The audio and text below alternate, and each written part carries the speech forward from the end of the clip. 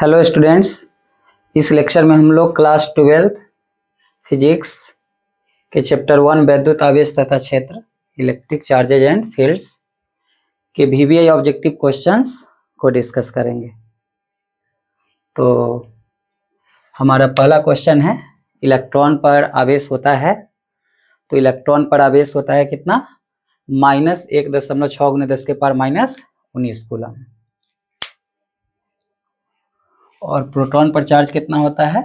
+1.6 × 10⁻⁻19 coulomb. Neutron पर कितना होता है? 0। यानी कि आपसे कहा जाए कि इलेक्ट्रॉन का आवेश बताइए, तो इलेक्ट्रॉन का आवेश आप याद रखेंगे कि इलेक्ट्रॉन का आवेश होता है -1.6 × 10⁻⁻19 कूलम। और प्रोटॉन का आवेश होता है +1.6 × 10⁻⁻19 कूलम। और न्यूट्रॉन का आवेश होता है 0। ठीक है। एक आवेश होता है मूल आवेश, और मूल आवेश को हम ई से सूचित करते हैं, और इसका मान होता है 1.6 × 10⁻⁻19 कूलम। तो इलेक्ट्रॉन का आवेश को आप ऐसे भी लिख सकते हैं, माइनस का माइनस और 1.6 × 10⁻⁻19 कूलम, यानी कि मूल आवेश कितना होता है? 1.6 × 10⁻⁻19 कूलम। और इसको ई से सूचित करते हैं, यहाँ पर लिख सकते हैं ई। प्रोटॉन के आवेश को क्या लिख सकते हैं?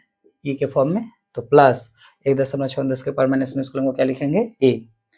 न्यूट्रॉन का आवेश 0। एक कण होता है अल्फा कण, और अल्फा कण का आवेश होता है कितना? +2e, मतलब मूल आवेश का 2 गुना, लेकिन अल्फा कण पर धन आवेश होता है। तो +2 का +2, और ई का मान कितना होता है? 1.6 × 10⁻⁻19 कूलम। आप गुना कीजिएगा तो कितना आ जाएगा? +3.2 × 10⁻⁻19 कूलम। ये अल्फा कण का आवेश हो गया। एक होता है बीटा कण। ठीक है, क्या होता है? बीटा कण। और जनरली बीटा कण का मतलब होता है निगेटिव बीटा कण, क्योंकि बीटा कण भी 2 तरह के होते हैं, एक पॉजिटिव बीटा कण और एक निगेटिव बीटा कण। तो यहाँ पर निगेटिव बीटा कण की बात कर रहे हैं। तो निगेटिव बीटा कण का आवेश होता है -e। माइनस ई यानी कि कितना? -e यानी कि -1.6 × 10⁻⁻19 कूलम। ठीक है। एक होता है गामा किरण, और गामा किरण का आवेश आप याद रखिएगा कितना होता है? 0 होता है। ठीक है।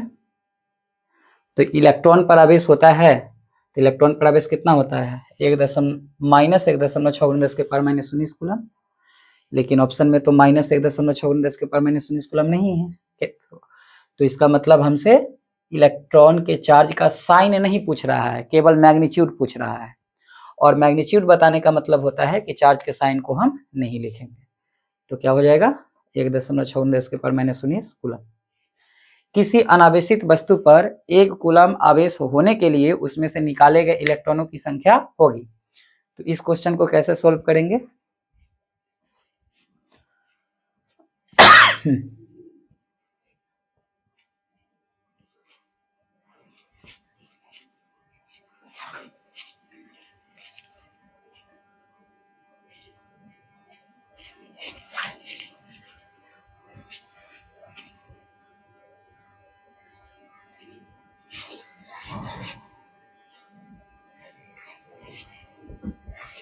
तो याद रखिएगा, किसी वस्तु पर आवेश Q बराबर होता है Ne, जहाँ N क्या है?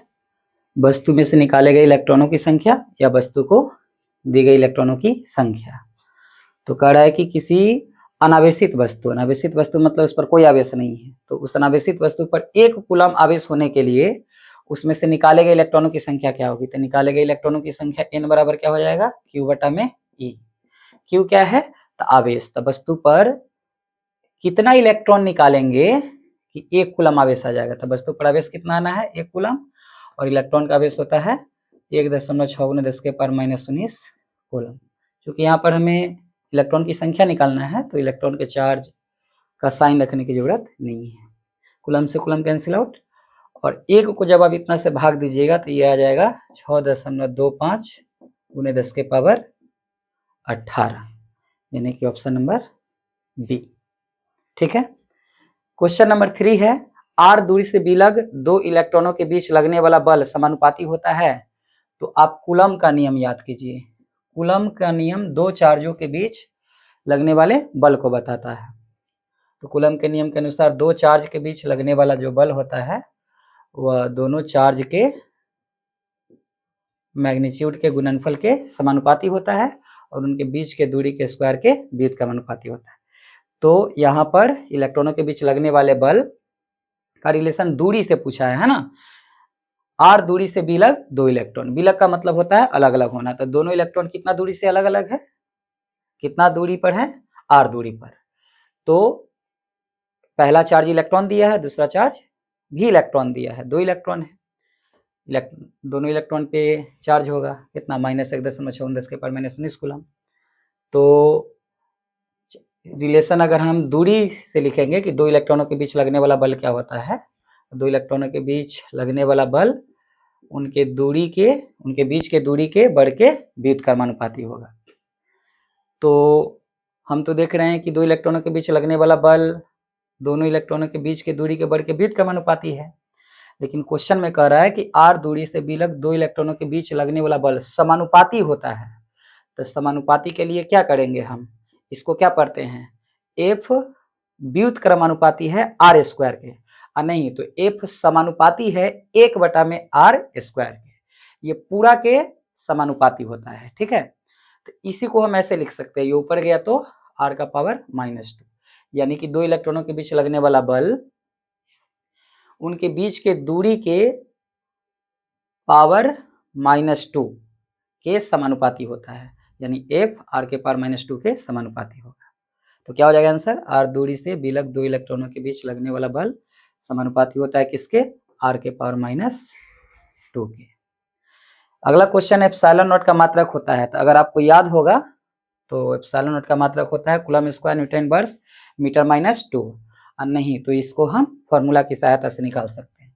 तो कौन से फॉर्मूला में एप्सिलॉन नॉट आता है, तो आप कूलम का नियम जानते हैं, F बराबर 1/4 pi epsilon not into Q1 Q2 बटा में r का स्क्वायर।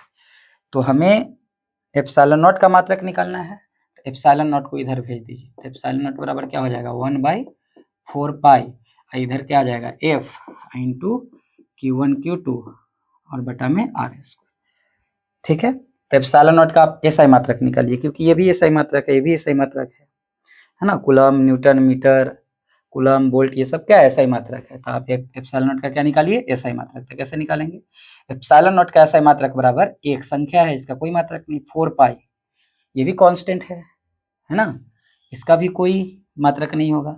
एफ बल है, बल का मात्रक होगा क्या, न्यूटन। आवेश का एसआई मात्रक कूलम, आवेश का एसआई मात्रक कूलम, और आर क्या है, दूरी, तो दूरी का एसआई मात्रक मीटर, स्क्वायर है तो स्क्वायर। तो क्या हो जाएगा, ये हो जाएगा कूलम गुने कूलम, कूलम का स्क्वायर, न्यूटन ऊपर गया तो न्यूटन इनवर्स, मीटर स्क्वायर ऊपर गया तो मीटर का पावर -2, यही हमारा आंसर हो जाएगा, यानी कि coulomb square newton inverse metre -2। अगला क्वेश्चन है, किसी माध्यम की अपेक्षिक प्रवैधुतता यानी एप्सिलॉन r बराबर होती है। तो किसी माध्यम की अपेक्षिक प्रवैधुतता एप्सिलॉन r बराबर होता है एप्सिलॉन बटा में एप्सिलॉन नॉट। किसी माध्यम की अपेक्षिक प्रवैधुतता बराबर उस माध्यम की प्रवैधुतता बटा में निर्वात की प्रवैधुतता। ये अपेक्षिक प्रवैधुतता के डेफिनेशन से ये फॉर्मूला आता है। अब किसी माध्यम की अपेक्षिक प्रवैधुतता क्या होती है, तो उस माध्यम की प्रवैधुतता यानी एप्सिलॉन और निर्वात की प्रवैधुतता यानी एप्सिलॉन नॉट के अनुपात के बराबर होता है। ठीक है। तो एप्सिलॉन r बराबर होती है, तो ऑप्शन ए क्या है, एप्सिलॉन बाय एप्सिलॉन नॉट। तो एप्सिलॉन r बराबर एप्सिलॉन बाय एप्सिलॉन नॉट, तो आंसर क्या हो जाएगा, ए। ठीक है।